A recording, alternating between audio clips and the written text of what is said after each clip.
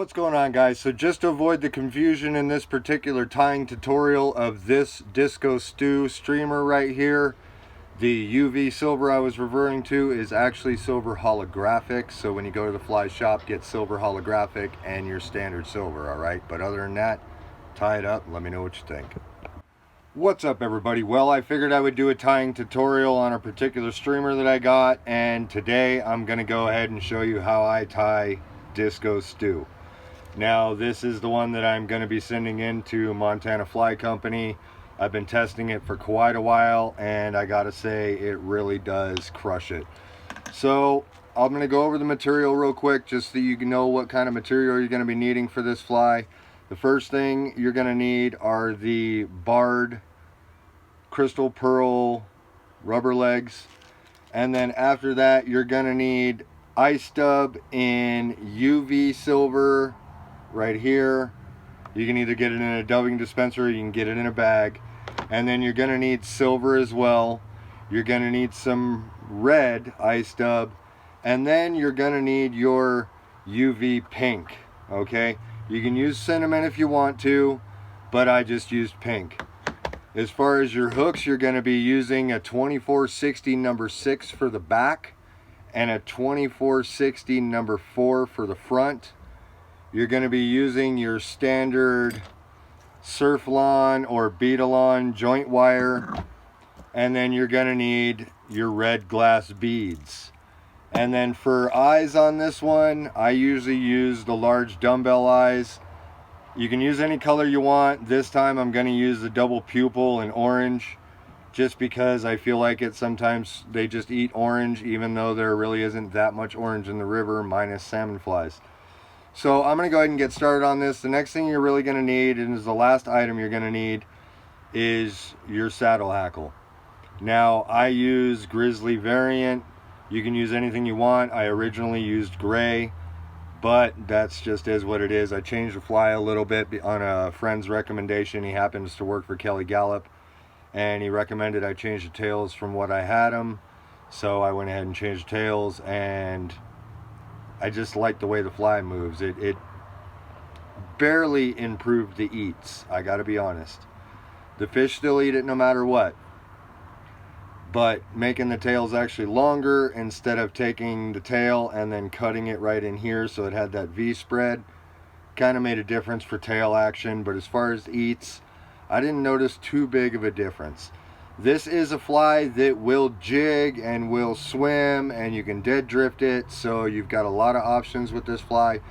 But I'm going to go ahead and get started on and kind of show you how it's tied.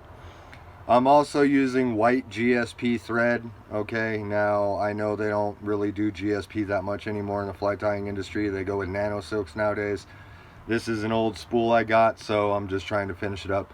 But I'm going to go ahead and get started for you. It's just like any other fly.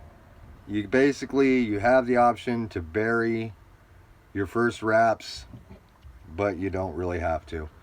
So as I'm tying this, I'll talk about the different things that I'm doing, but in the meantime, I'm just going to go ahead and spin this out for you real quick.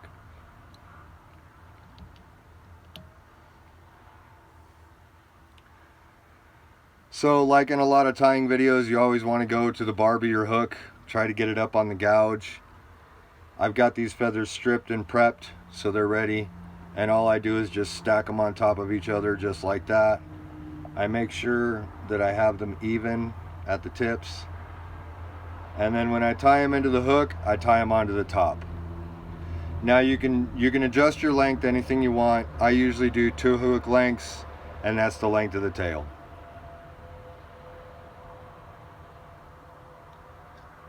Do your pinch wrap, make sure you get a good grip on it.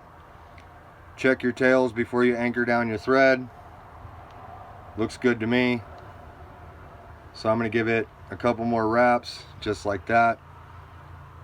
And then I'm going to snip these off, just because I don't need them anymore. Just like that, and then bury them.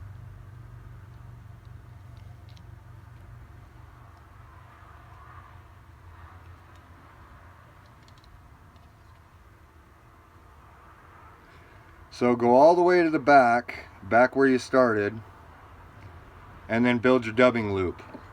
I use one of the rising dubbing loop tools. This is the one that Kelly helped come up with. Works really, really well. And just build yourself a decent dubbing loop, because this fly is primarily dubbing loops. So, but there is a mixture process when it comes to the dubbing. So advance that all the way back to the front of the hook. Just like that. Don't always go all the way to the eye, because if you go all the way to the eye, you have a tendency to wrap your material all the way to the eye, and then you have a hard time doing your whip finish or tying off your last little bit of material. So I always stop just before the eye. Just like that. Now when it comes to your dubbing, you're going to pull the dubbing out that you plan to use for the back, okay? And then you're going to get a tiny pinch, and I mean a tiny pinch, of holographic silver. This is a 75-25 blend of holographic silver and standard silver ice dub. I kind of marry them together a little bit like that.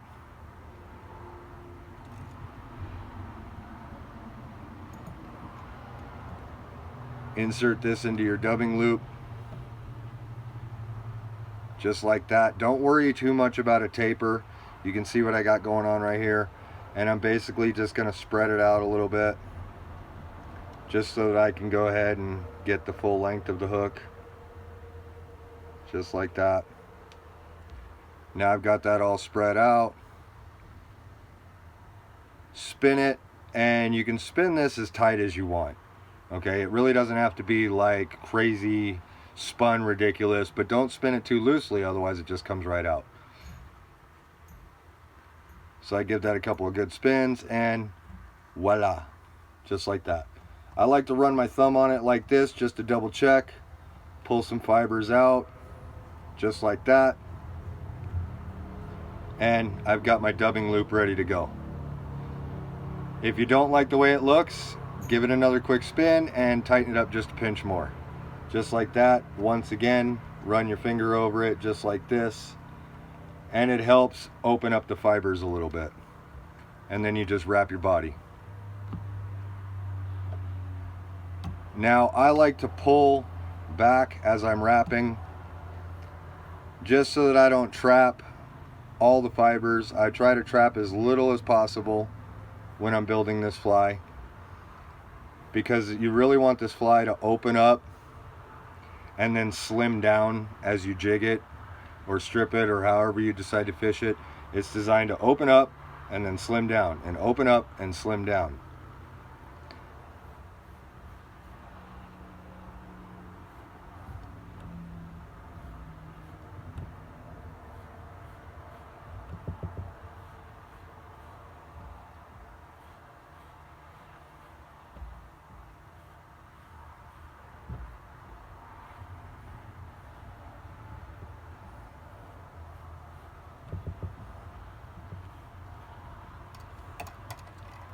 Just like that. Bring your thread over and capture it. Tighten up your thread if you need to, because sometimes your bobbin cradles do require you to tighten up your thread. Make sure you get 2 good wraps, 3 in front of it, and then you can snip it off.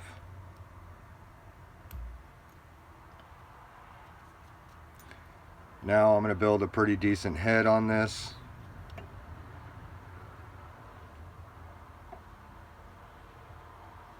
Just like that, and now it's time to whip finish. If you've never used a whip finish tool before, you're basically going to take this piece right down here, hook it on your thread like that, and your tool will naturally spin around to grab your thread, okay? It's harder to do it from the top, but it'll naturally turn, bring your thread up to your hook like that, and then go ahead and do your whip finish.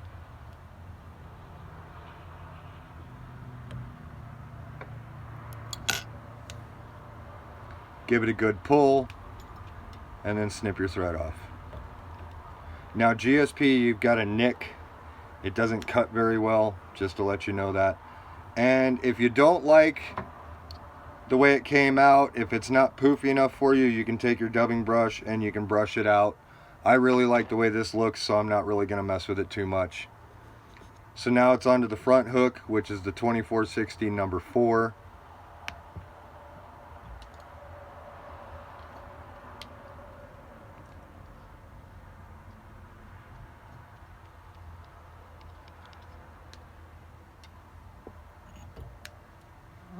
You're going to grab your lead eyes right here. Now, the eyes need to be placed back a little bit, so I usually put them right here, do 3 wraps over to one side, come around for the figure 8, and do the other 3 wraps. And then I like to come up top and turn them upside down. Okay, just like that. Double check them, make sure that they're centered on the dumbbell. That's about the distance I want right there from the eye of the hook. And then 1, 2, 3 over the top of the eyes, but under the shank of the hook. Give them a little bit of a pull, and then what you can do is you can go over them again on your figure 8, just like that. Do it as many times as you want. I usually found that 4 extra on top of the 3 is pretty sufficient. Do your 3 and give it one more good pull to make sure that they're set, and then run your thread all the way back to the barb of your hook.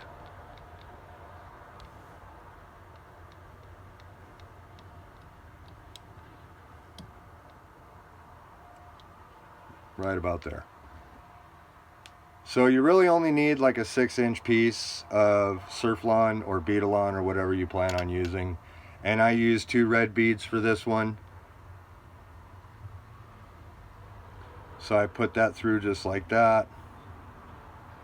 Pop it back through. Now you can use MFC's hooks that have sideways eyes on them, so you can tie to the side or tie to the top of your hook. I just haven't broken into those yet. I got used to tying on the side, so that's just how I do it. Make sure that these are even and not twisted, because if they're twisted, the tail's going to want to twist with the twist of the wire.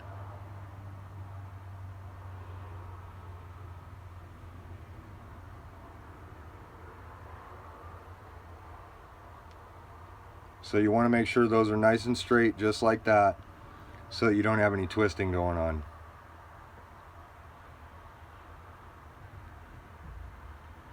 I'm going to tie these in to the side facing me. And now that I have 3 wraps on it, I'm going to adjust the length. And it's just like any other streamer that you've seen. You want to make sure that you leave a bead length back here and your beads touch the back of the hook. You can go longer if you want to, but don't go any shorter, otherwise you're going to prohibit the action of the fly. So I go right to there, and then I just wrap all the way forward. And depending on the size of the hook that you use in the front, you can go through the eye of the hook and then back around, but I don't always do that. In this case, the ring eye on the hook that I'm using up front isn't big enough to fit both of them through, but I'm still going to go around the eyes. So I wrap all the way up to the eyes just like this. Just like that. And then I like to separate these so that one goes on one side and the other one goes on the other side of the eye. Just like that. And then pull them back down so that they go around the eyes.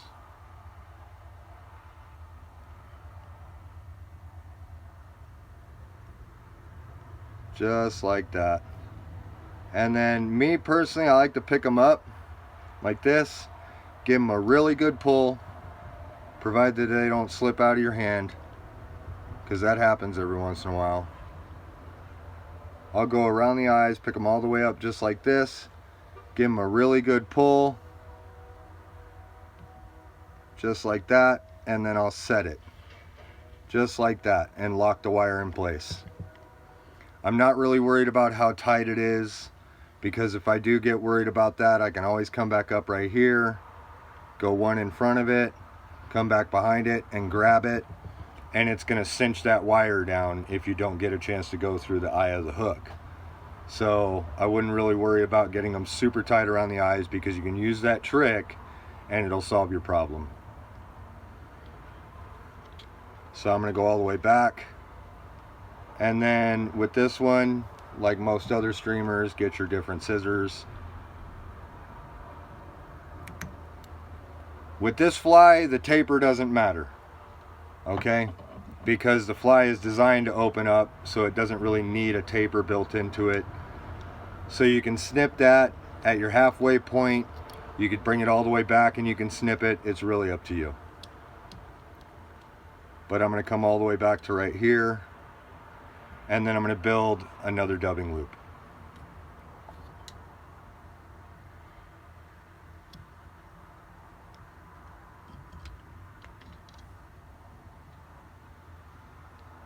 Now if you notice, when I build my dubbing loops, the reason I go 2 to 3 turns and then double around the dubbing loop is because when you go and you double around the dubbing loop, you get to reset, and you get to reset your dubbing loop to start where you plan to start, as opposed to having your dubbing loop start a little bit forward and you have to run it back. Do a really good half hitch on it right there. So I stopped right here because that's where the next section of material is going to get tied in. So on this front blend, you're going to do 50-50, okay? You're going to do 50% silver holographic, and you're going to do 50% silver, okay? So make sure you have roughly about the same amount. I actually pulled a little too much. There we go. So, yeah, still a little too much. Right there, okay? So you want a lot more holographic in this fly than you want silver, because the front of the body is where it really shines. And I mean, you really want this thing to light up, because that holographic is what's going to attract the fish to come devour this fly. So I marry them together so that I get a really good solid dubbing loop, just like this. Get it nice and blended a little bit, just like that. You could spread this out a little bit in your fingers, just like this.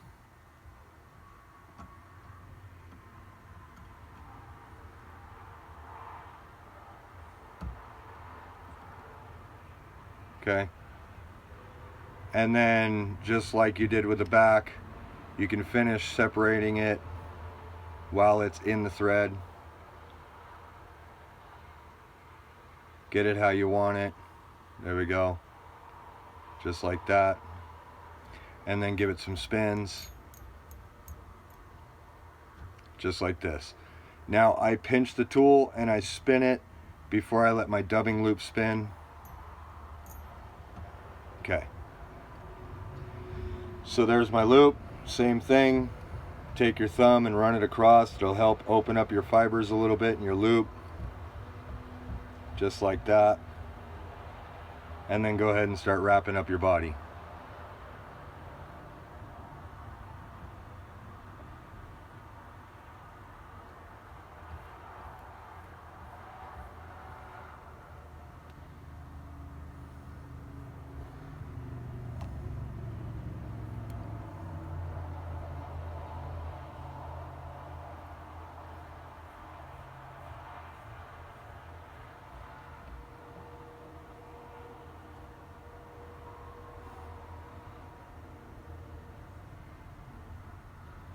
And just real quick, if your back hook starts to bug you, get some of these little hair clips.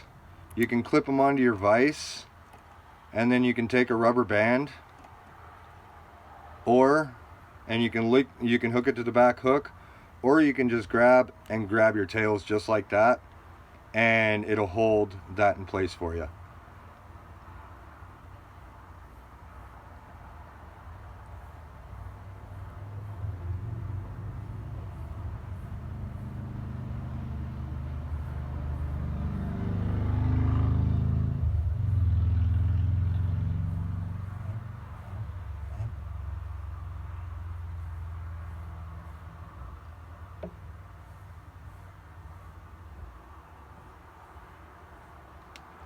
Give that a quick little pull.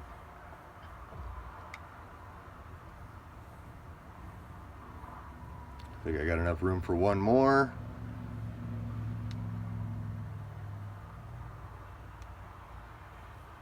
Yep, nope, I can go all the way. Okay, cool. So there's that right there.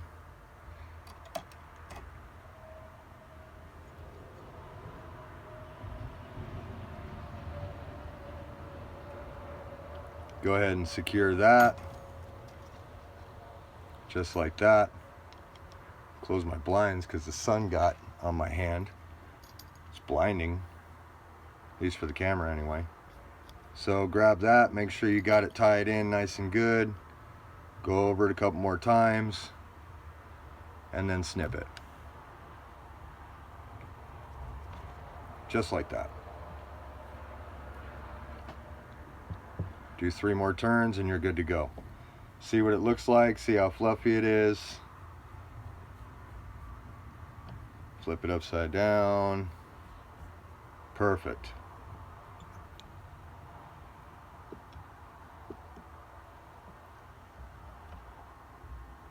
Now this is where your red ice dub is going to come in, and you don't want to use a lot of this stuff. You literally want a small pinch.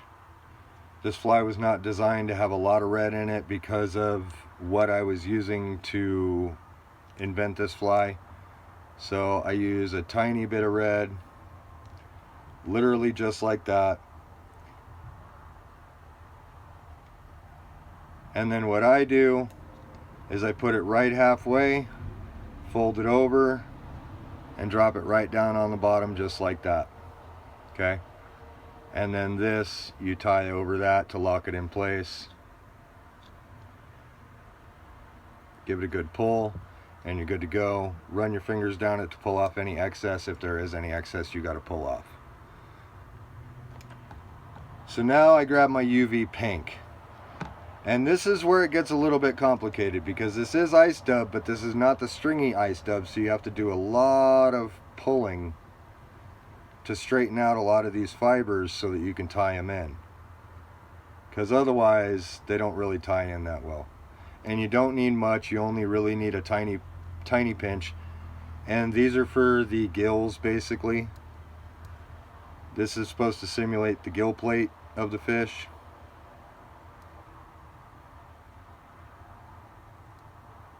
So once you have them, give them a little twist, just like that, and then grab the tips and pull them apart so you can help straighten out the fibers a little bit. Give them another twist, pull it apart, okay? You'll get to a point where a lot of the fibers won't want to pull just like that, and that's what you want. So then you tie this in on the sides. I like to tie these in where I have the majority back and a third of it going forward.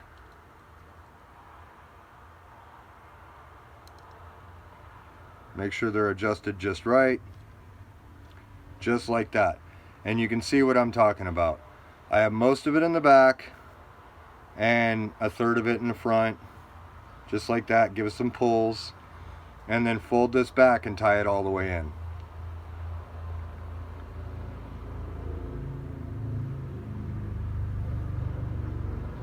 Just like that, okay? That's what it should look like, just like that.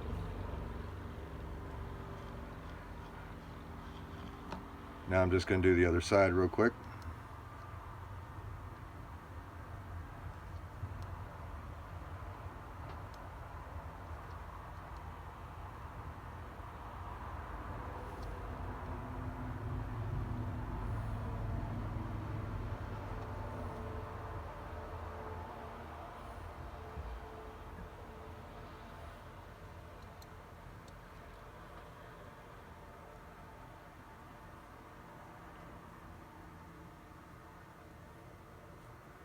All right.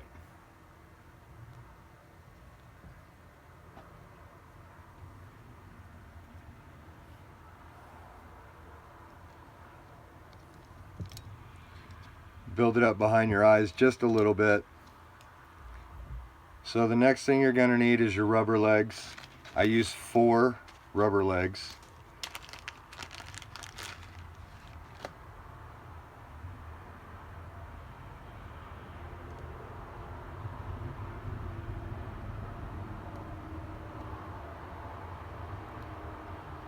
And I use the Kelly Gallup method for this. I just lay it over the top. I go over it once, just like that, and it gives me the ability to adjust these, just like that. Make sure they're right where I want them. Do a figure 8,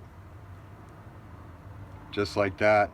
I grab them one more time, and I just pull them and adjust them. Make sure they're roughly about the same length. That's exactly where I want them. Pull them back, go one more wrap in front of it, and then give it a pull to cinch the legs down. That way they don't move. You can see how they're all set in there now. They're not going to move. A couple more wraps in front of it. Get a lot of these hair clips, they really come in handy, okay? Because now I can come in and I can clip over the fly like that, and now any material that I go to tie in, I'm not going to have any interference from the rubber legs.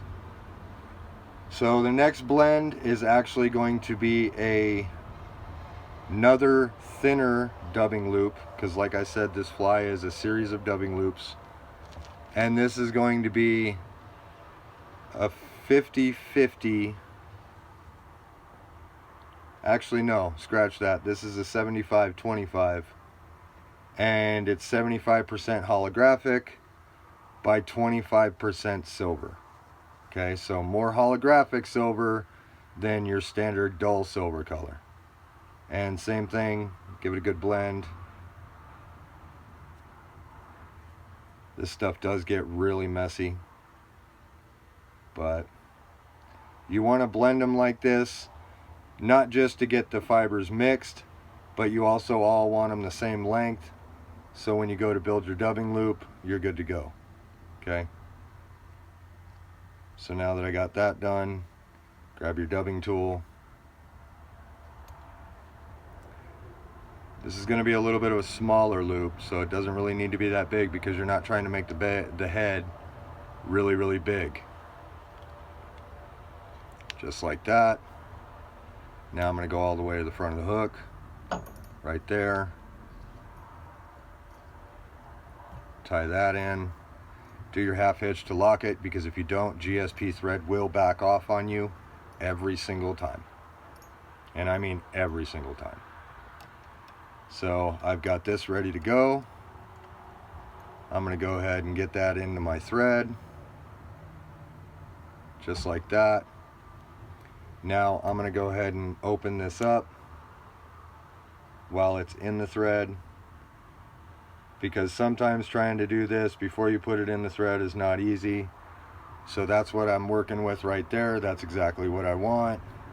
Let's straighten it out just a little bit. Open that up just a little bit more. And you can give these a little pinch like that, and they'll open up like I just did.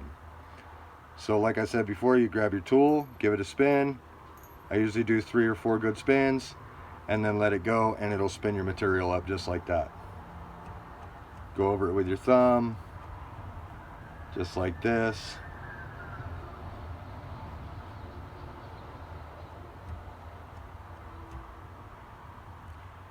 Another little spin just to tighten it up just a little bit more. There we go.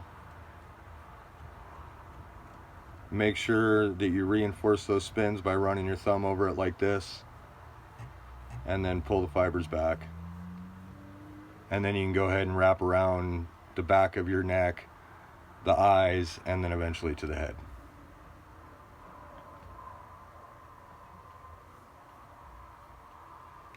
Just like that. We're going to go figure 8 around the eyes.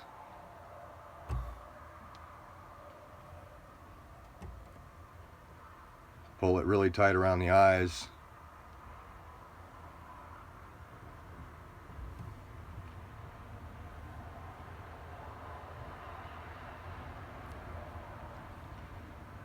And then proceed to the front of the hook.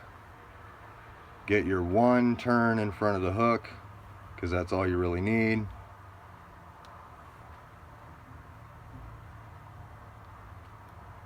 Just like that. Make sure you pull all your fibers back, okay? And then go ahead and capture it with your thread.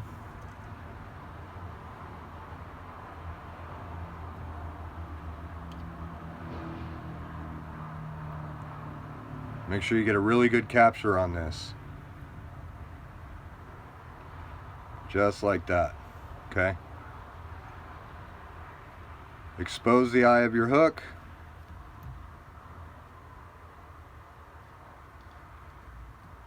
Give it that 1, 2 more wraps on the eye, give it a good pull, and then it's safe to cut your dubbing loop off. Just like that. Make sure everything is good to go. Make sure your eyes are nice and covered where they need to be, just like that. Pull all your material back. Give it a couple of good wraps in front of the material, right behind the eye of the hook, and then go ahead and do your whip finish.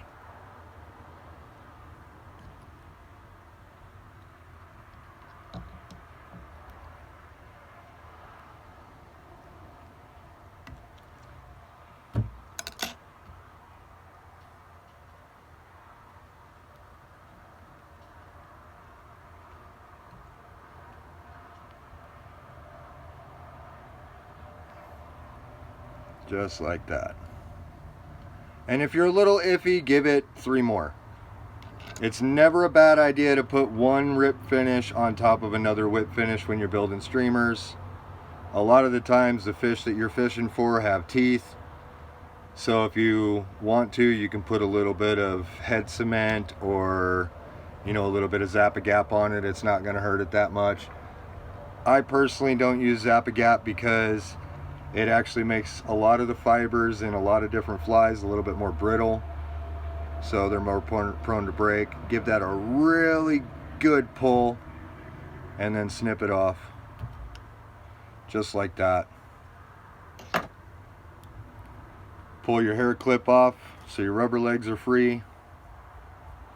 Double check your fly all the way around. You can see it's got that little bit of red in it.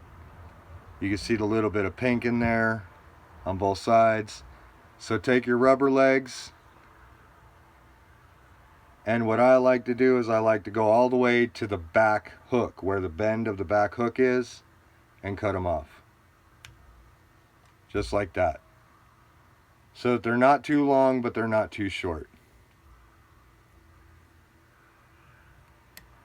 Double check your fly one more time. Just kind of pick it out here and there. See what you're looking at. See if you like it. Okay, looks pretty good to me. And there it is. There is the Disco Stew streamer. So this is one of my best streamers I have ever come up with. And it has caught so many fish, it's not even funny. So this is what it should look like at the end result. And like I said, when you fish this, it's going to slim down, and then it's going to open up when it stalls, and then it's going to slim down a lot, and then it's going to open up, and it's going to look like a giant disco ball in the middle of the river. So there it is right there. If you guys got any questions, go ahead and drop it down in the comments down below. If you fish this after you tie it, let me know, because I have a feeling this catches bass just as much. I haven't had a chance to fish it for that, but one day maybe I will. But as far as rainbow trout and brown trout, this thing crushes it, all right? So you guys take care, hit that subscribe button, drop a like on the video if you liked anything about it, share it with a friend if you would, and don't forget your notification bell. I'll see you guys next time.